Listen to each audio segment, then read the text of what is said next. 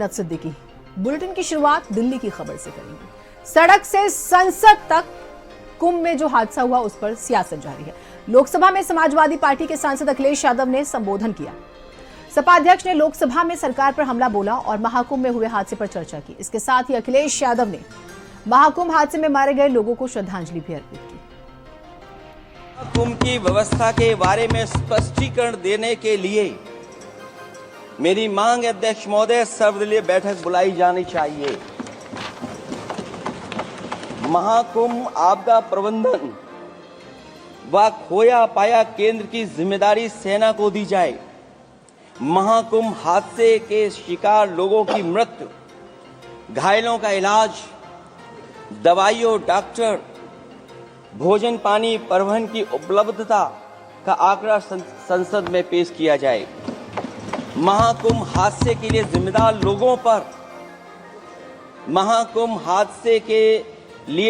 लोगों पर घोर दंडात्मक कार्रवाई हो। जिन्होंने सच छिपाया है उनको दंडित किया जाए। हम डबल इंजन की सरकार से पूछते हैं, अगर अपराध बोध नहीं था तो आंकड़े दबाए, छिपाए और मिटाए क्यों गए हैं? सच छिपाना और मिटाना भी तो अपराध है। इसका दंड कौन भुगतेगा, अध्यक्ष महोदय? जहां इंतजाम होना चाहिए था वहां प्रचार हो रहा था। एक धार्मिक समागम में डबल इंजन का राजनीतिक प्रचार अशोभनीय है, निंदनीय है। इतने बड़े हादसे के बाद कम से कम अब तो वो होर्डिंग उतरवा देना चाहिए। एक तरफ तो जो लोग डिजिटल डिजिटल डिजिटल अध्यक्ष महोदय कहने को थकते नहीं हैं, लेकिन जब कुंभ में इतना बड़ा हादसा हो गया है तो यही सरकार डिजिट नहीं दे पा रही है। हमारे अपने लोग मारे गए हैं, जिसमें परिवार का हर रिश्ता दिवंगत हुआ है। किसी की माता, किसी के पिता, किसी की बहू, किसी की बेटी, किसी का भाई बहन, चाचा चाची, बच्चों के आंकड़े तो अभी तक नदारद हैं। खोया पाया केंद्र ही लोगों को तो नहीं मिल रहा है। जो खोया पाया केंद्र था उसको भी लोग पा नहीं पा रहे, ढूंढ नहीं पा रहे। जब ये जानकारी हो गई कि कुछ लोगों की जान चली गई, लाशें हैं जो मोर्चरी में पड़ी हैं, अस्पताल में पड़ी हैं, उसके बाद सोचिए सरकार क्या कर रही है। अपने सरकारी हेलीकॉप्टर में फूल भर करके फूलों को डालने का काम किया। सोचिए, ये हमारी कहां की सनातनी परंपरा है? मैं जानना चाहूंगा, सदन के माध्यम से हमारे माननीय सदस्य बताएं कि जहां लाशें पड़ी रही हों, न जाने कितनी चप्पलें पड़ी थीं, न जाने कितने कपड़े पड़े थे, महिलाओं की साड़ियां थी, कपड़े थे, लेकिन उनको कैसे उठाया गया? उन सबको उठाया गया जेसीबी मशीन से, ट्रैक्टर की ट्रॉली से। उनसे उठा करके कहां फेंका कोई नहीं जानता, लेकिन जब उनको लगा कि वहां से बदबू आ रही है तो यही सरकार के लोग छिपाने लगे हैं। यही आपका महाकुंभ का आयोजन था। हमारे उत्तर प्रदेश के मुख्यमंत्री जी ने शोक नहीं प्रकट किया था। जब देश की राष्ट्रपति और प्रधानमंत्री जी ने शोक प्रकट किया, उसके बाद 17 घंटे बाद सरकार ने स्वीकार किया। अध्यक्ष मोदी, ये वो लोग हैं जो आज भी कोई सच्चाई स्वीकार नहीं कर सकते। प्रयागराज पहुंचे सीएम योगी आदित्यनाथ ने सपा कांग्रेस पर जमकर हमला बोला। यूपी के मुख्यमंत्री योगी आदित्यनाथ ने कहा कि महाकुंभ के खिलाफ सपा और कांग्रेस दुष्प्रचार कर रहे हैं। और क्या कुछ कहा मुख्यमंत्री ने, सुनिए। सनातन धर्म के खिलाफ सुपारी लेकर के षड्यंत्र करने वाले तत्वों के द्वारा लगातार शरारत पे शरारत करते हुए झूठ के और असत्य के नित नए प्रतिमान भी गढ़े जा रहे हैं।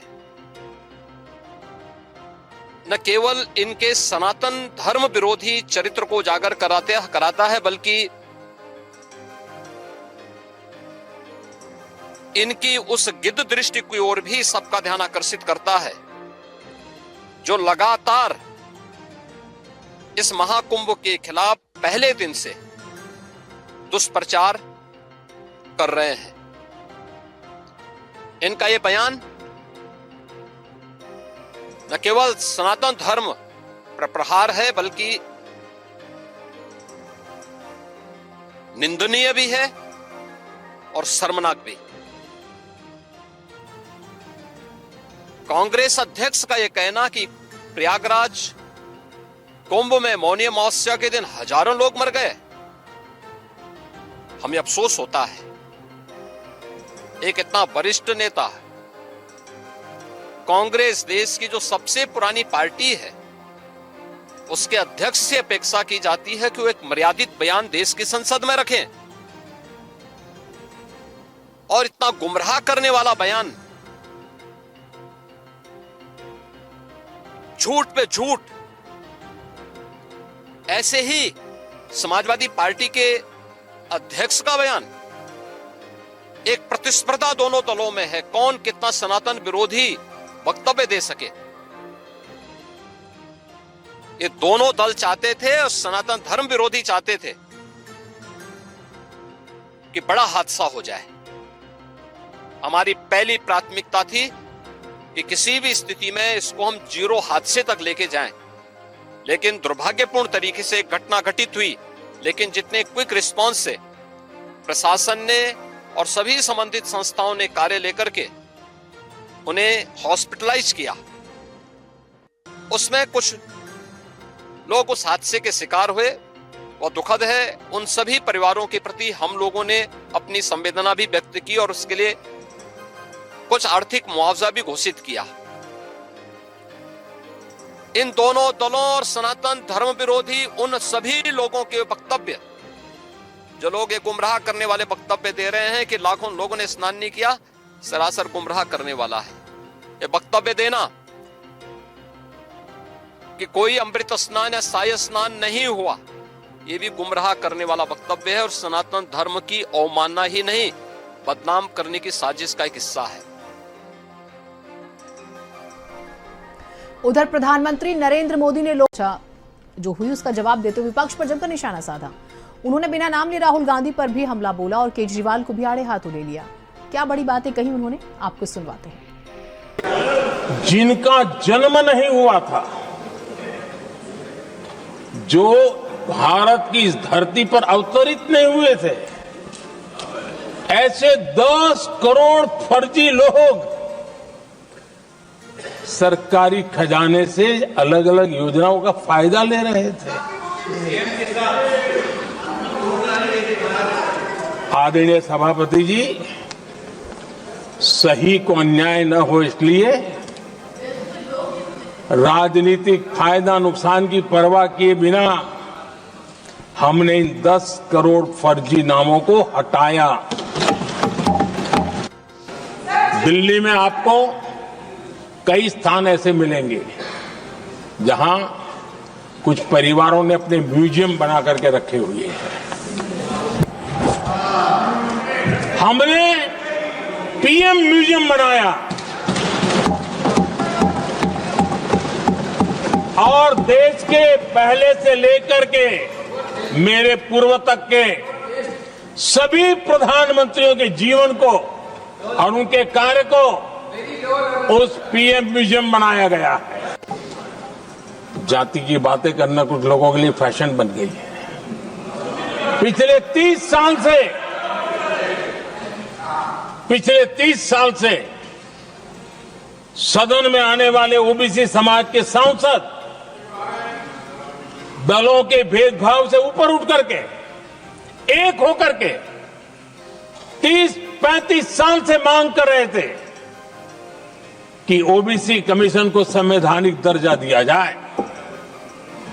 जिन लोगों को आज जातिवाद में मलाई दिखती है, उनको उस समय ओबीसी समाज की याद नहीं आई। कोई मुझे बताएं, क्या एक ही समय में संसद में एससी वर्ग के एक ही परिवार के 3 सांसद कभी हुए हैं क्या? कोई मुझे बताए कि एक ही कालखंड में, एक ही समय में संसद में एसटी वर्ग के एक ही परिवार के 3 एमपी हुए हैं क्या?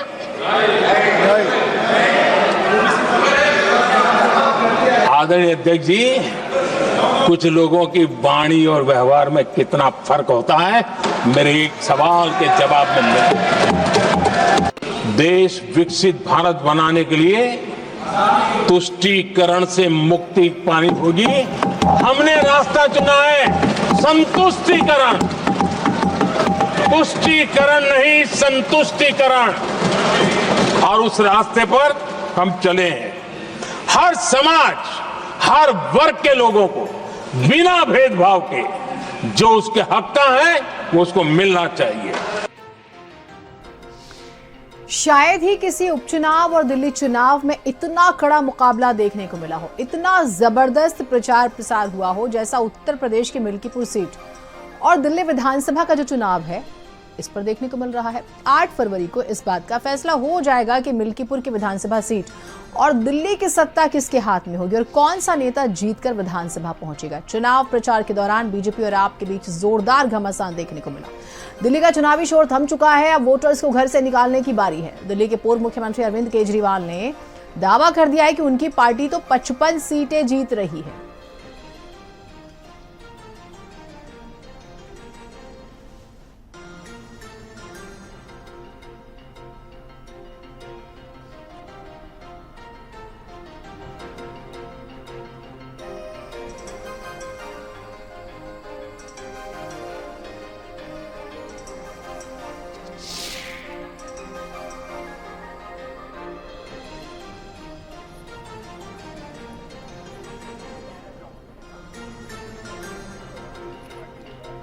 तो एक तरफ उत्तर प्रदेश के मिल्कीपुर विधानसभा का उपचुनाव है जहां पर सपा और बीजेपी में जबरदस्त टक्कर है। दूसरी तरफ यहां पर दिल्ली में आम आदमी पार्टी दावा कर रही है कि वो 55 सीटें जीतेगी। पहली बार जब 2013 में आते हैं तो कांग्रेस के साथ सरकार बनाते हैं और फिर 2 बार इंडिविजुअल।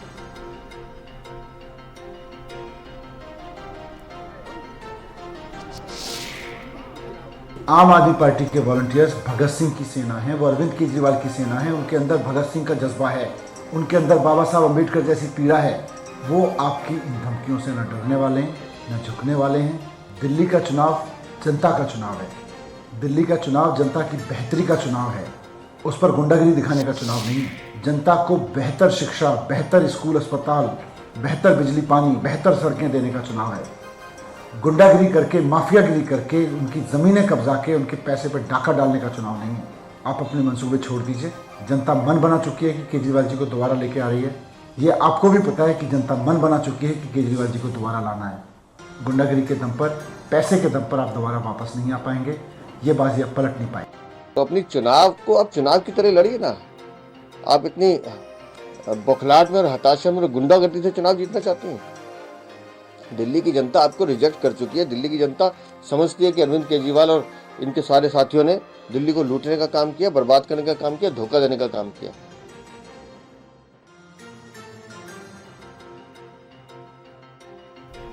और कुछ तस्वीरें आ रही, मुख्यमंत्री योगी आदित्यनाथ पीजीआई पहुंचे हैं, आपको तस्वीरें दिखाते हैं।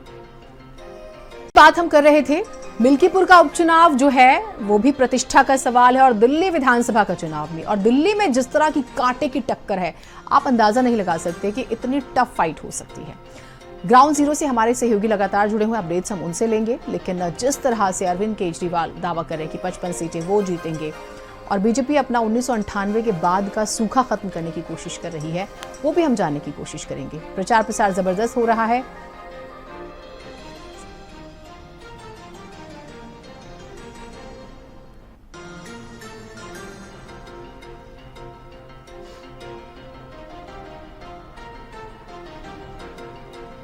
और नरेंद्र प्रताप हमारे साथ, हमारे सहयोगी जुड़े हुए हैं। नरेंद्र, अगर हम मिल्कीपुर से शुरुआत करते हैं, जबरदस्त फाइट है, पासी वर्सेस पासी और बीजेपी अयोध्या का बदला लेने की कोशिश करेगी और समाजवादी पार्टी की कोशिश होगी कि जख्म थोड़ा और गहरा कर दिया जाए ताकि 27 तक बुनाएंगे।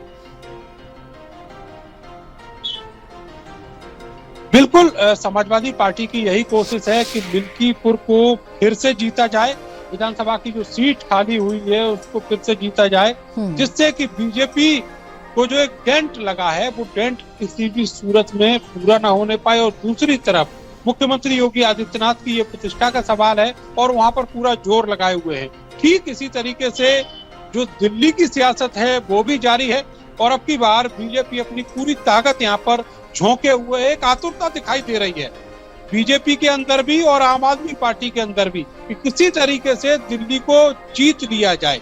बीजेपी ये चाह रही है कि इतने लंबे समय से जो सूखा था वो खत्म किया जाए और दिल्ली को जीता जाए। दूसरी तरफ आम आदमी पार्टी के बड़े नेता अरविंद केजरीवाल और उनकी पूरी टीम जुटी हुई है हर तरीके से कि जो दिल्ली पर कब्जा है उसको बनाए रखा जाए, क्योंकि विपक्ष में अगर देखा जाए तो एक बहुत डोमिनेटिंग प्रदेश दिल्ली, देश की दिल्ली। नरेंद्र, सबसे बड़ी बात ये पहली बार ऐसा हो रहा है नरेंद्र, जो लोग दिल्ली को जानते हैं, पूर्व मुख्यमंत्री अरविंद केजरीवाल, मौजूदा मुख्यमंत्री आतिशी और तो और पूर्व डिप्टी सीएम मनीष सिसोदिया, यानी कि आम आदमी पार्टी के तीनों दिग्गज जो स्टार प्रचारक भी हैं, स्टार लीडर भी है, उनकी सीटें फंसी बताई जा रही है।